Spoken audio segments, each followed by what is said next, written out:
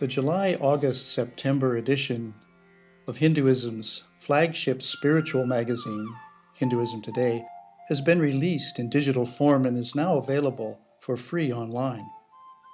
It travels the globe from India to Australia, from Nepal to Mauritius, and it introduces an amazing man we have named our Hindu of the Year. But before we introduce you to this remarkable leader, Parameshwaran, and all that he has accomplished, we turn to Publisher's Desk, where Satguru Bodhinatha Velan Swami speaks of past, present, and future, sharing keys that will help us all to let go of fear, regret, and worry. Focusing the mind, controlling our thoughts, is clearly central to successful meditation. Having established the goal, a focused mind, a mind that is not constantly wandering into the past and future, what are some specific techniques we can apply to harness our thoughts? If we have hurt the feelings of others, an apology may be appropriate. If our feelings have been hurt, then we may need to forgive others. A good alternative is to write down anything from your past that concerns you and burn the paper, holding the intent that the memory will be neutralized. If you are successful with your subconscious journaling, you will still remember, but without the attending emotions. How can we conquer unnecessary thoughts, especially negative anticipations of the future? Many such thoughts fall into the category of worry. We are concerned that certain events may happen, sometimes to the extent of becoming fearful.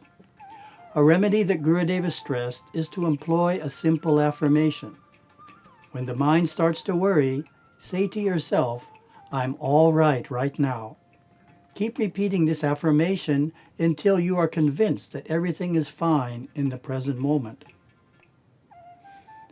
Another benefit that comes from living in the eternal now is the ability to turn within and feel the spiritual power within the spine. There is a dynamic force there that, when experienced, gives us renewed inspiration and positiveness.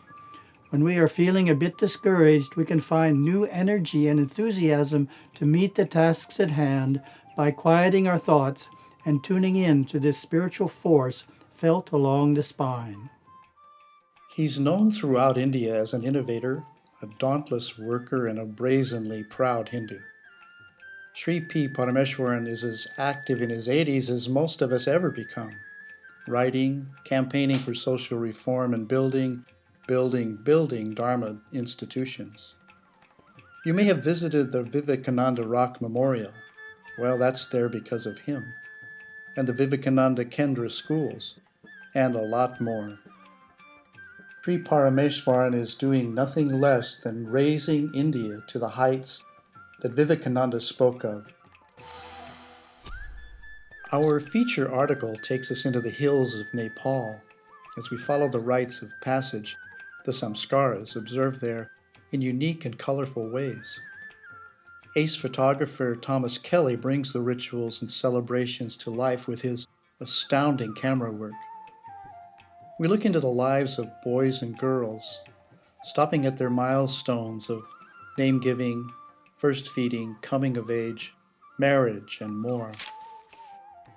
The ending surprises us as writer Ellen Kuhn, moved deeply by the way elders are honored in Nepal, takes the rituals back to her home in Middle America, where she holds her father's 80th birthday party in a style never seen before in the United States.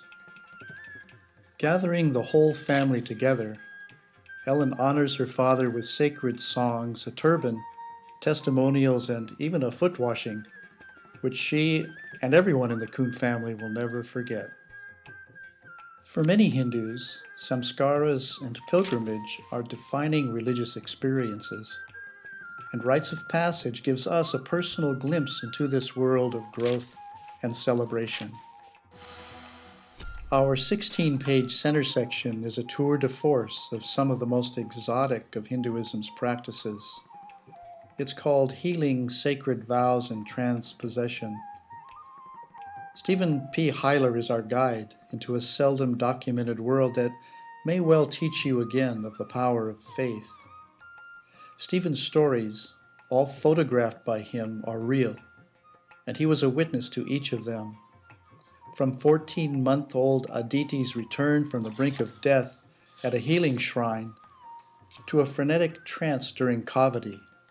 Inside, our founder, Satguru Sivaya Subramanya Swami, explores this power of faith called Astikya. Mauritius is the Hindu country near South Africa that you've probably never heard about. Well, that changes with this article. Vail Mahalingam tells the story of how his languishing country, once under siege by Christian missionaries and suffering economic collapse, was turned around. The people of the nation started studying their faith, applying the ancient wisdom to their lives, even dressing in traditional styles. Spirits rose, problems fell, and today, this nation's majority Hindu community is perhaps the best model in the world of how to face the 21st century and keep your religion in the bargain. Our book reviews begin with an illustrated guide to the games of India, primarily the board and card games. Reviewers then serve up 3 books that teach Hinduism to non-Hindus, then explore yoga in the US and the spirit of Hindu law, ending with India's gift to the world. In Melbourne last December, we had a chance to sit with a dozen of Hinduism's most amazing leaders. Our article shares their views on hot topics you normally don't get a chance to ask a Swami. They boldly gave the Hindu view on the global financial crisis, gay marriage, yoga's relationship to Hinduism, and the challenges Hindus face in the future. It's a must-read if you want to understand these issues. There's lots more in this issue. In Letters, a Christian challenges whether truth is one and paths are many. An 11-volume edition of the Mystical Tirumandram in English is analyzed, and we question silver's inclusion in Indian sweets.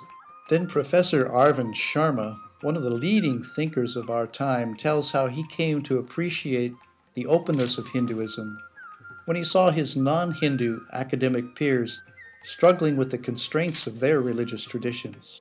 It's all in the current edition of Hinduism Today, where you go to stay in touch with Sanatana Dharma, in print and online at hinduismtoday.com.